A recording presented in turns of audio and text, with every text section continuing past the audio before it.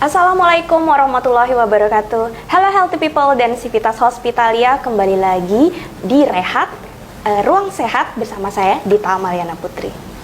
Dalam rangka menyambut Hari Kontrasepsi Sedunia tanggal 26 September ini, Rehat kali ini spesial akan membahas tentang kesadaran kontrasepsi dan pentingnya kontrasepsi di kehidupan kita. Dan pada kesempatan kali ini kita kedatangan narasumber kita di sini sudah hadir, dokter spesialis ginekolog, obstetri dan ginekolog, yaitu Dr. Ratih Barira SPOG. Yuk kita kenalan dulu. Halo, selamat pagi Bu Dokter. Halo, pagi. Terima kasih Bu Dokter sudah hadir di sini bersama saya. Sama-sama. Oke, Dok, sebelum kita mulai, ini boleh perkenalkan diri dulu kepada Civitas Hospitalia dan healthy people sekalian. Halo healthy people semuanya, sehat-sehat selalu ya. Nama saya Dr. Ratih Barira SPOG. Kebetulan saat ini saya salah satu staf di RSUD Provinsi NTB. Oke, Dok, untuk sekarang ini kita mungkin akan tanya jawab sedikit santai ya mengenai edukasi tentang pentingnya kontrasepsi dan mungkin kesadaran mengenai alat kontrasepsi ini di masyarakat kita. Karena seperti yang kita tahu, mungkin edukasinya sudah banyak, tapi untuk kesadarannya itu masih minim ya Dok ya. Mungkin healthy people dan Civitas Hospitalia sekalian ingin tahu lebih banyak nih Dok mengenai edukasi alat kontrasepsi ini. Boleh kita mulai Dok ya? Boleh. Oke. Baik, boleh Dok, sebelumnya bisa dijelaskan mungkin definisi kontrasepsi itu apa sih, alat kontrasepsi itu, dan pentingnya kontrasepsi itu untuk kita? Oke, jadi kalau kita ngomong tentang kontrasepsi, sebenarnya kalau di masyarakat itu sudah termindset dengan KB, sering kan dengan ibu KB-nya apa gitu. Betul, nah, jadi KB itu kependekan dari keluarga berencana. Jadi itu adalah salah satu cara untuk bagaimana kita mengatur nanti keluarganya mau dibikin seperti apa, mau ditundakah kehamilannya, atau mau dijarangkan dulu, atau mau di stop nggak punya anak sama sekali. Itu dengan metode kontrasepsi yang di masyarakat kita gampangnya ngomongnya pakai KB gitu. Jadi sebenarnya itu adalah metode untuk kontrasepsi. Kontrasepsi sendiri berasal dari kata kontra dan konsepsi. Jadi kontra itu seperti kita tahu ya, pro dan kontra. Kalau pro itu artinya ikut, kalau kontra itu melawan ya. Betul. Kontra itu melawan, dan konsepsi itu artinya pertemuan antara sel telur dan sel sperma. Jadi kontrasepsi itu tindakan-tindakan yang dilakukan agar tidak terjadi pembuahan begitu. Untuk kemudian Dok, cara penggunaan alat kontrasepsi itu Dok seperti apa? Mungkin bisa dijelaskan kepada Civitas Hospitalia healthy people sekalian. Ya, alat kontrasepsi sendiri ada banyak sekali ya Mbak ya. Mungkin kalau kita jelasin satu-satu nggak cukup nih di ini. Mungkin yang penting-penting aja Dok ya. Jadi ada banyak sekali alat kontrasepsi yang bisa digunakan. Intinya adalah pada saat kita memutuskan untuk berkeluarga, sebenarnya di situ sudah mulai dibikin perencanaan. Nanti keluarga saya mau seperti apa, mau punya anak kapan, mau anaknya berapa, mau jaraknya berapa. Nah, ini pentingnya alat kontrasepsi. Jadi kalau menurut saya kontrasepsi itu adalah hal sepele tapi impactnya luar biasa. Luar biasa banget bagaimana kita mengatur keluarga kita, bagaimana kita mau membentuk keluarga dengan mengatur jumlah kelahiran, jarak kelahiran. Kita bisa lebih membuat keluarga kita itu bagaimana lebih baik dan lebih bahagia.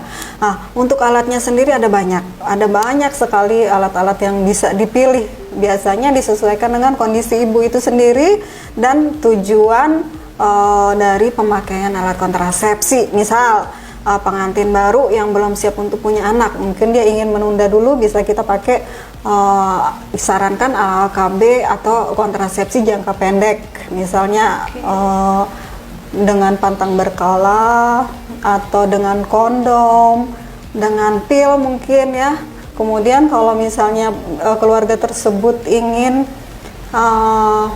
udah nggak pengen punya anak lagi, kita punya KB steril misalnya ya. Steril itu bisa di bapaknya, bisa ibunya juga bisa dilakukan steril. Nah, jadi nggak selalu peran ibu, peran perempuan, laki-laki juga berperan.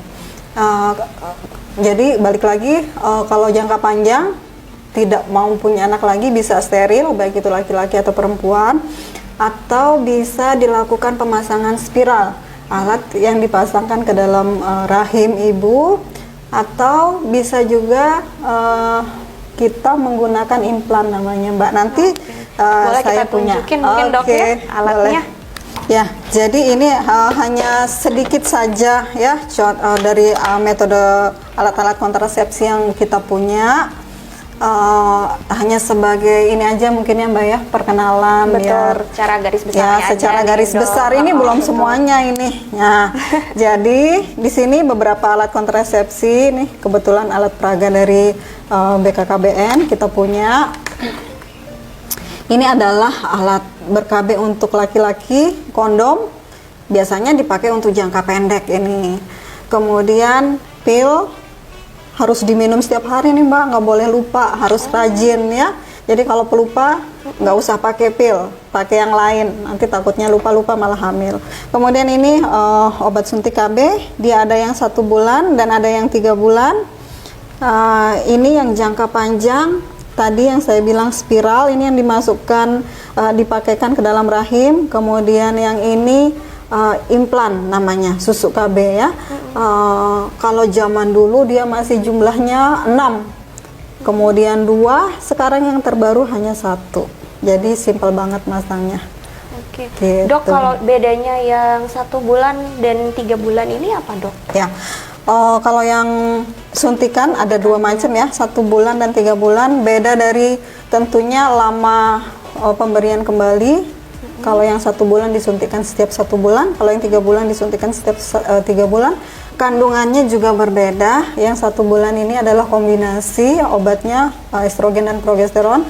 Kalau yang 3 bulan progesteron aja. Efeknya juga agak berbeda Mbak. Oke. Gitu. Kalau untuk pil KB-nya ini dok diminum tiap hari katanya ya. Minum setiap hari. Setiap nggak hari boleh itu lupa. satu kali sehari iya, atau satu kali pil. sehari berarti. Dan saya penasaran yang ini dok, untuk yang susuk ini itu di implan ya maksudnya Ya. tadi di implannya itu apakah di bagian mana atau Ya, bagaimana? jadi kalau cara implan implannya? ini kandungannya progesteron ya, sama dengan si 3 bulan ini. Ini biasanya dimasukkan di bawah kulit.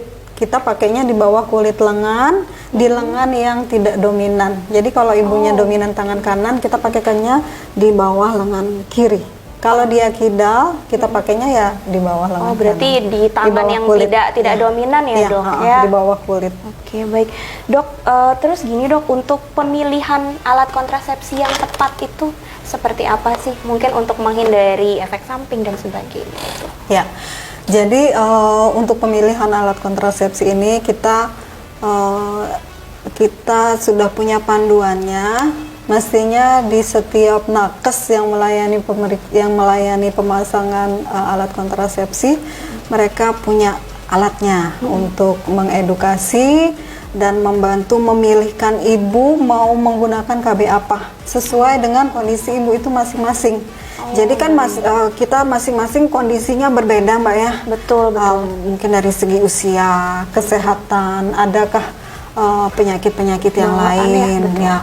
Kemudian tujuan pemakaian KB-nya itu apa. Jadi tenaga kesehatan terdekat ya punya alat bantu yang alat bantu untuk memudahkan ibu memilih alat kontrasepsi sesuai dengan kebutuhannya, sesuai dengan kondisinya gitu. Jadi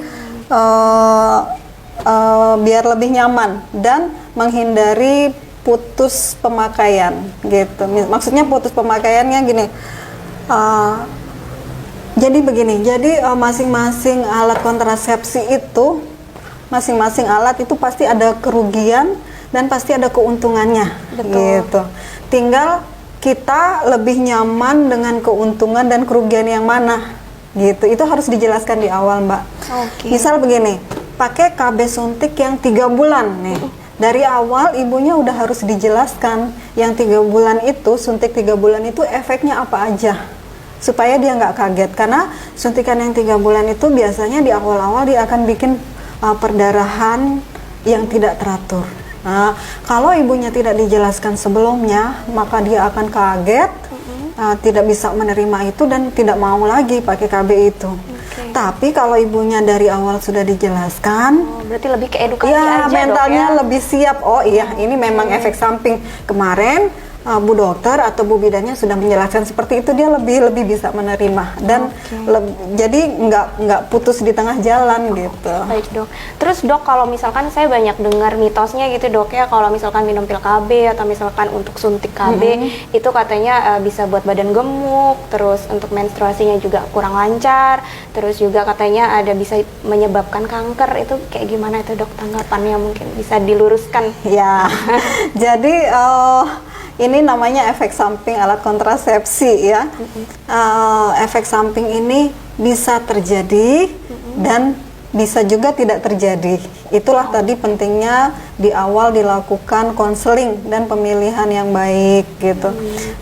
Kemudian kalau bisa menimbulkan kanker atau tidak, rasanya alat kontrasepsi yang kita gunakan sekarang sudah aman ya Mbak ya, cuma memang ada kondisi-kondisi tertentu, bukan menyebabkan kanker ya, ada kondisi-kondisi tertentu yang ibu itu tidak cocok menggunakan alat kontrasepsi. Nah itu juga di screeningnya di awal tadi dengan edukasi yang bagus. Berarti memang dari awal sudah dijelaskan dan di screening juga untuk ibunya ya, Dok, ya, mana memang alat yang tepat untuk alat kontrasepsi ini gitu.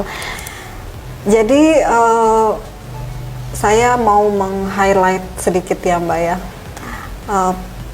konseling atau edukasi yang dilakukan sebelum pemilihan KB ini sangat penting untuk kita sampaikan. Atau kalau misalnya mungkin petugas kesehatannya kan biasa sibuk ya, pekerjaannya banyak, pasiennya yang di luar nunggu banyak, tapi tetap klien berhak mendapatkan informasi yang memadai pada saat menentukan mau pakai KB apa. Jadi maksud saya begini, pada saat ingin ber-KB, saya sebagai pasien misalnya ya, maka saya akan berusaha mencari tahu saya cocoknya pakai KB apa. Kalau misalnya tenaga kesehatannya tidak menjelaskan dengan ini, ya tanya sampai benar-benar mengerti. Berarti gitu. dari pasiennya ya, Dok, ya, yang lebih harus aware, proaktif. yang lebih aktif lagi untuk tanya terus gitu. Tanya kan terus kepentingan sampai diri biar sendiri, nggak gitu. salah, biar tidak salah menggunakan KB apa, biar paham efek samping tadi itu apa, Betul. biar nggak kaget. Jadi biar nggak baru pakai 1 tahun misalnya spiral atau implan udah minta dicopot gitu. Padahal kalau udah dijelasin di awal, dia udah lebih, oh iya kemarin udah diterangin sama Bu bidannya sama Bu dokternya bahwa akan terjadi ini, jadi dia lebih tenang menghadapi efek sampingnya itu gitu. Jadi saya berharap nih ibu-ibu yang mau pakai KB aktiflah mencari informasi, bisa dengan bertanya di tenaga kesehatan. Kan kita berhak tuh nanya Mbak, ya nggak sih? Betul. Harus dapat informasi yang cukup nih, saya ini efeknya apa aja gitu, saya bisa pakai KB apa aja. Atau kalau misalnya cara lain, sekarang kan udah zaman teknologi informasi sudah sangat berkembang dengan tepat ya. Kita bisa mencari di internet, tinggal searching aja efek sampingnya apa. Kalau pasien saya Mbak dulu pinter, sekarang pasien-pasien itu dia udah searching dulu di internet, nanti dia catat yang dia tidak mengerti itu apa, itu ditanyakan di tenaga kesehatannya gitu. Boleh berarti Dok ya kalau untuk Bukan boleh, harus karena kan banyak mungkin dari pasien mungkin agak ragu gitu kalau takut nggak enakan kalau misalkan nanya terlalu banyak gitu. Itu nggak apa-apa Dok ya, agak bawel ya ke dokternya ya, ditanyakan aja. Tapi ada memang pasien yang begitu ketemu sama kita takut sama dokternya. Itu nggak mau. Janganlah takut sama dokter ya. Betul. Atau jangan takut sama bidan. Maksudnya justru dokter dan bidan itu harus memberikan layanan yang bagus buat klien. Betul Dok. Iya. Terus ada lagi nggak Dok untuk yang tips-tipsnya mungkin? Bagaimana untuk tipsnya, merencanakannya itu tadi? Ya, jadi itu kan tadi kalau udah direncanakan ya Mbak ya. Ada juga metode kontrasepsi yang digunakan untuk kondisi-kondisi darurat. Nah, misalnya nih belum pakai metode kontrasepsi atau belum ber-KB, ternyata udah berhubungan duluan, bingung deh, padahal sedang nggak pengen hamil. Itu ada juga metode kontrasepsi darurat namanya. Itu kita bisa mencari pertolongan tenaga kesehatan lebih bagus dalam waktu 5 hari setelah berhubungan. Lebih cepat kita mencari pertolongan, efektivitasnya lebih tinggi, kemungkinan untuk hamilnya lebih kecil daripada kita menunda atau ambil yang di 5 hari. Berarti terakhir. jaraknya 5 hari ya dok? 5 hari masih bisa kita menggunakan kontrasepsi darurat. Cuma itu tadi semakin cepat kita mencari pertolongan, hasilnya lebih baik daripada kalau udah ditunda-tunda. Berarti memang harus ke cari pertolongan darurat dok ya? Maksudnya langsung ke tenaga kesehatannya. Kalau misalkan minum sendiri gitu, cari tahu sendiri, terus ya udah ini ada ini, terus itu gimana tuh dok? Karena kan sekarang dong, banyak ya. Nggak boleh, nggak boleh harus ya. Tetap harus butuh bantuan tenaga kesehatan untuk memilihkan. Itu yang maksudnya tuh kayak morning pill gitu, itu beda itu dok ya? Ya, bisa ada berbagai macam metodenya Mbak. Ada berbagai macam metode. Salah satunya morning pill, ada juga metode yang lain. Nah, itu yang harus kita kaji lebih dari, maksudnya kebutuhan masing-masing klien itu tidak bisa kita samakan. Akan berbeda, itu yang perlu kita kaji. Oh, berarti melihat dari kondisi fisiknya, badannya untuk si ibu yang atau pasien ini. Betul. Sekaligus pada saat itu kita jelaskan efek sampingnya apa gitu. Biasa mungkin minum morning pill itu dengan jumlah yang tidak seperti biasanya, itu nanti efeknya akan banyak banget. Jadi kalau itu perlu kita jelaskan. Berarti itu pentingnya memang harus ke tenaga kesehatan ya? Iya dok ya. Iya. Nggak bisa sembarangan berarti dok? Iya, nggak bisa sembarangan. Harus konsultasi dengan tenaga ahlinya. Ya, jadi kalau saya antusias kalau ngomong masalah manfaat KB ini ya, karena saya lihat sebagian besar dari masyarakat kita, Mbak, sekarang ini pernikahan usia dini masih banyak. Betul, betul banyak sekali. Pernikahan di usia yang udah dia layak menikah pun juga, artinya begini, orang yang menikah di usia layak untuk berkeluarga itu masih banyak yang masih banyak orang yang masih belum merencanakan nanti tuh saya keluarganya mau seperti apa, apalagi orang-orang yang menikahnya di usia dini gitu. Padahal itu penting banget, penting sekali buat kita untuk merencanakan mau punya anak berapa, jaraknya berapa lama. Karena itu sangat pengaruh Mbak. Jangka pendek misalnya nih, kalau saya sekarang melahirkan, 1 tahun lagi melahirkan, resiko selama kehamilannya lebih tinggi, resiko pada saat persalinan lebih tinggi, dan jangka panjangnya pada saat saya mengasuh anak saya itu lebih tidak maksimal gitu. Jadi ada penelitian yang bilang anak-anak yang lahir dengan jarak yang terlalu dekat itu ternyata IQ-nya lebih rendah daripada anak-anak yang interval punya adiknya lebih dari 2 tahun misalnya. Oh, wow. Iya. Jadi kenapa? Karena otomatis si ibu akan lebih memperhatikan anak yang paling kecil dong. Betul. Anaknya yang kakaknya lebih tidak diperhatikan.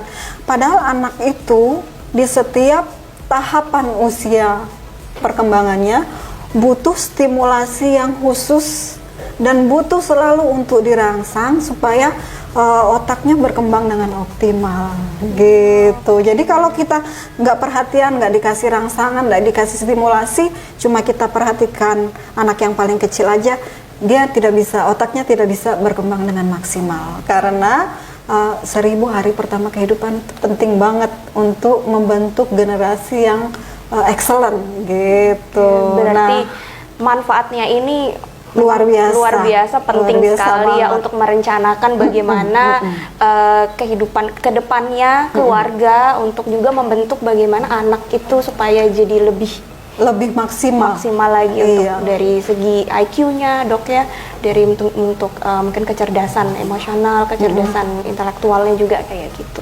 Iya, jadi saya sangat berharap semua remaja putri atau pasangan yang baru menikah.